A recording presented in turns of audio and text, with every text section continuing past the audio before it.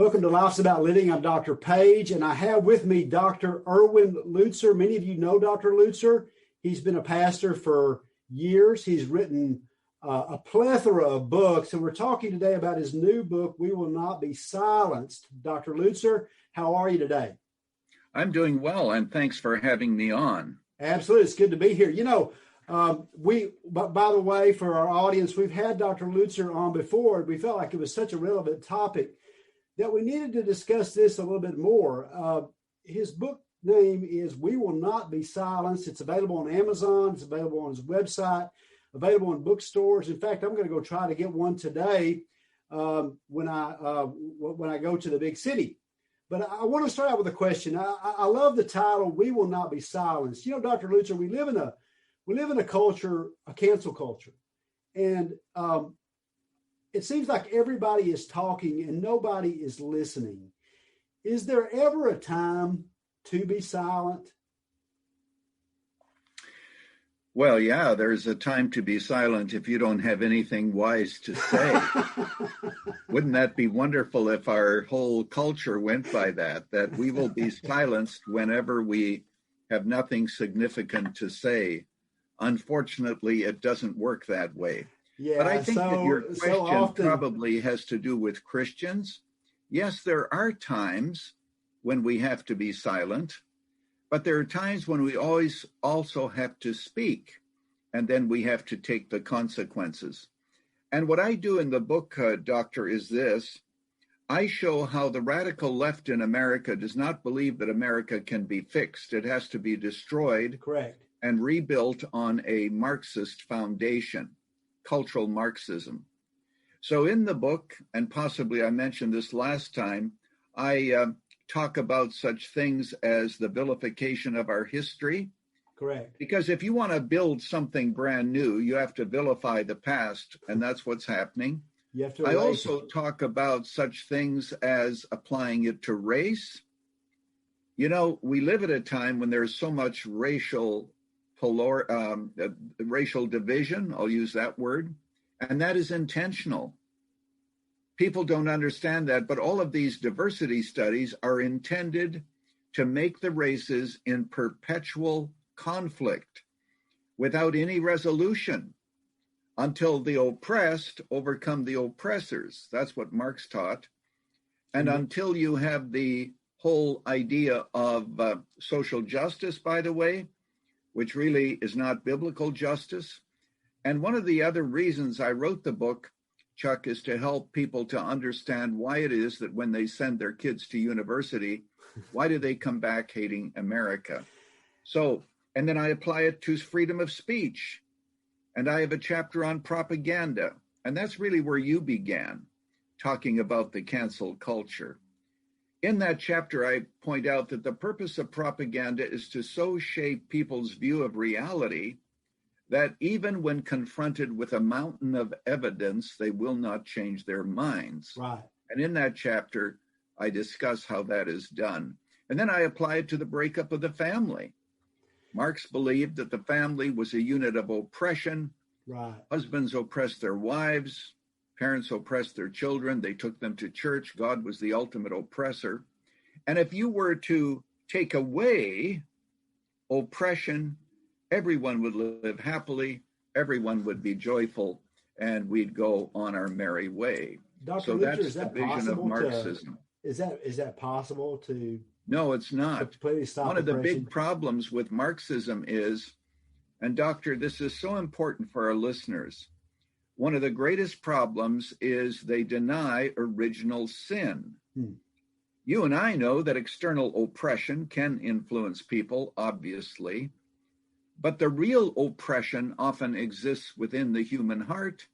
And what we must do is to recognize that original sin means that all of us at times can be racist. We can all say things.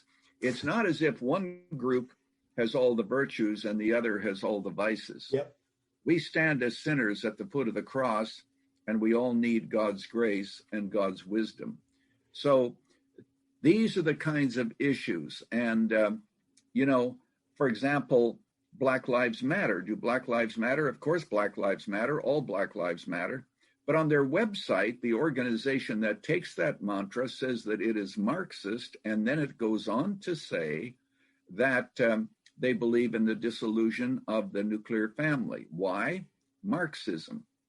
When you have children that are destroyed through transgender teachings and same-sex marriages, told that they should explore what their sexual identity is, it causes the kind of confusion that Marxists like, because kids that are rootless and confused are more easily led.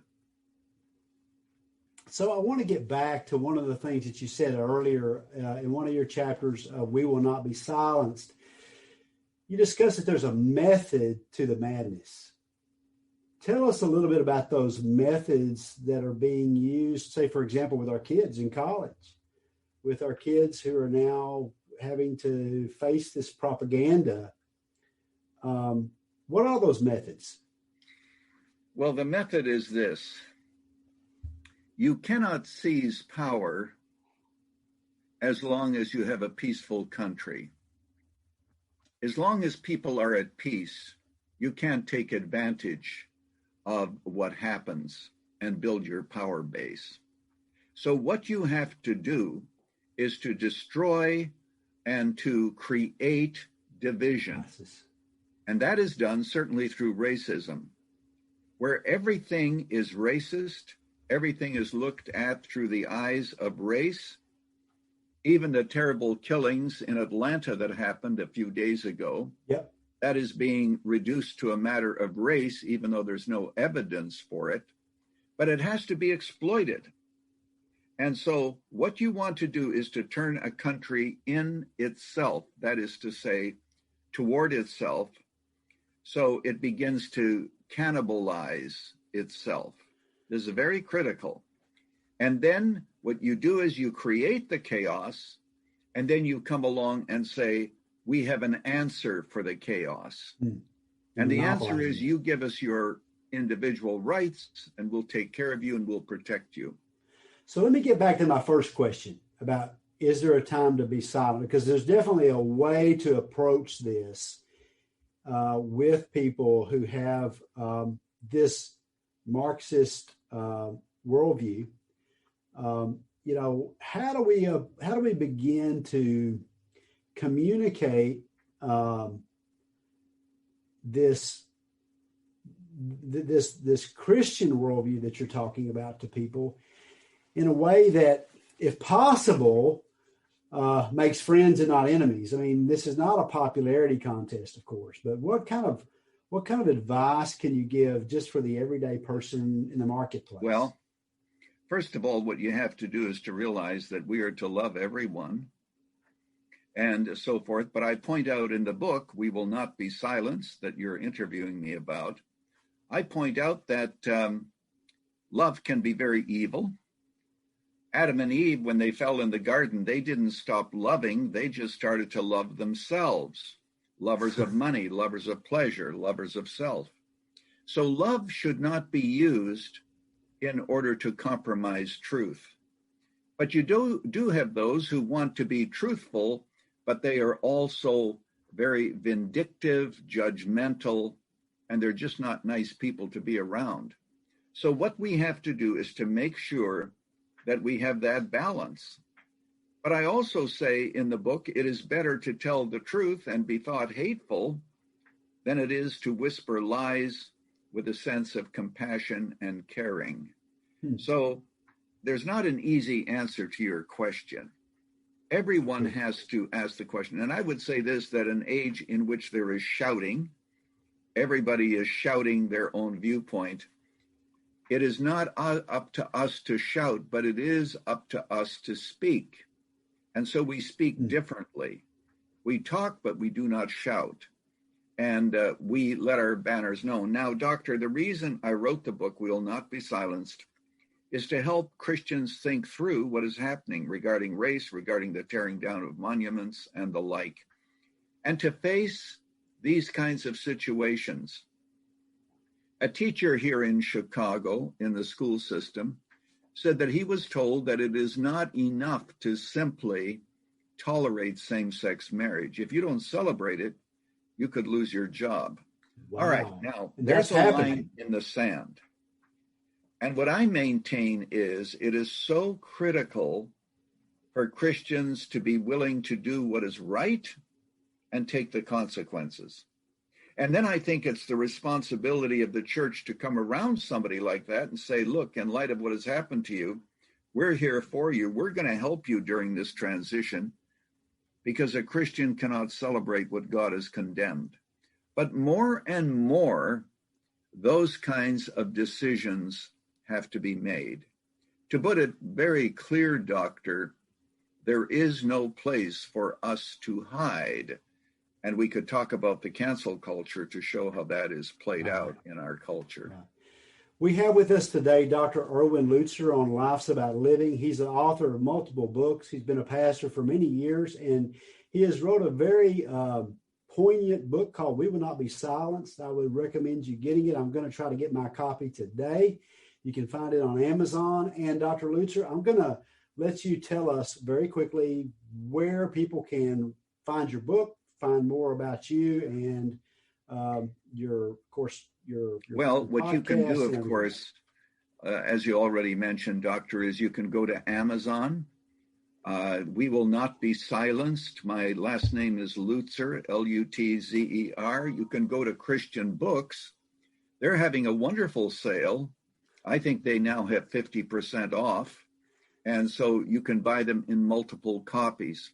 Now, Doctor, there might be some people listening who know about our ministry. Running to Win is in 20 different countries in 3 different languages.